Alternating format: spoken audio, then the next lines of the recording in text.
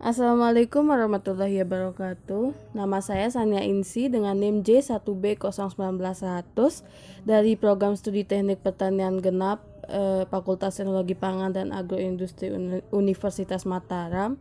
Di sini saya akan menjelaskan mengenai sistem pelumasan dan pendinginan pada praktikum daya dalam bidang pertanian acara 5. Oke, langsung saja. Pengertian sistem pelumasan. Sistem pelumasan adalah suatu sistem atau rangkaian pada kendaraan di mana pelumas ditampung, disedot, disaring, kemudian didistribusikan secara menyeluruh ke setiap bagian mesin. Sedangkan sistem pendinginan adalah suatu sistem yang berfungsi untuk menjaga supaya temperatur mesin dalam kondisi yang ideal atau tidak overheat. Selanjutnya, sistem pelumas terdiri dari komponen-komponen. Yang pertama ada oil pan, kedua pompa oli, ketiga filter oil, keempat oil pressure sensor, kelima oil fill, keenam oil jet, 7 PCV valve, dan kedelapan lubricant. Dan untuk komponen-komponen sistem pendingin, yang pertama ada pompa air, yang kedua ada water jacket, yang ketiga selang radiator, keempat ada termostat, kelima ada radiator, dan keenam ada kipas. Nah, untuk sistem pelumas sendiri mempunyai beberapa fungsi, antara lain yang pertama itu pembersih kotoran. Pelumas disebut sebagai pembersih kotoran karena adanya partikel padat yang terperangkap di antara permukaan logam yang dilumasi. Yang kedua itu pengendali gesekan. Gesekan yang bekerja pada sistem pelumasan akan menimbulkan panas sehingga dapat memicu timbulnya keausan yang berlebih. Maka dari itu, semua panas yang timbul dari gesekan harus dikurangi dan dihilangkan dengan mengendalikan gesekannya. Yang ketiga, pengendali suhu. Dalam mengendalikan suhu, sistem temperatur pelumas secara langsung menyesuaikan dan bereaksi pada suhu komponen yang memanas akibat bekerja satu sama lain. Dan yang keempat, pengendali korosi.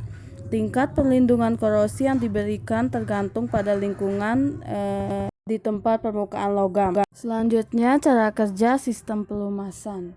Cara kerjanya antara lain, pompa oli bekerja berdasarkan putaran poros engkol, kemudian pompa oli melakukan hisapan oli dari oli dan saringan kasar pada bak oli. Selanjutnya, oli yang terhisap akan ditekan melalui sistem pengatur tekanan dan melalui filter oli, kemudian oli melumasi komponen-komponen mesin dan kembali ke bak oli oleh gaya gravitasinya sendiri. Dan begitu seterusnya sirkulasi pelumasan terjadi terus-menerus selama sistem pelumasan dapat bekerja dengan baik. Nah, sistem pelumas ini wajib ada di setiap mesin, terutama pada mesin diesel, karena pada mesin diesel sendiri mempunyai bagian-bagian logam yang bergerak seperti poros engkol, batang torak, dan mekanisme katup. Untuk menghindari efek gesekan dari bagian-bagian logam yang bergerak, maka perlu diberikan sistem pelumas agar komponen-komponen mesin tidak mengalami kontak langsung yang menimbulkan panas yang berlebih dan tidak mengakibatkan cepat terjadinya keausan pada mesin.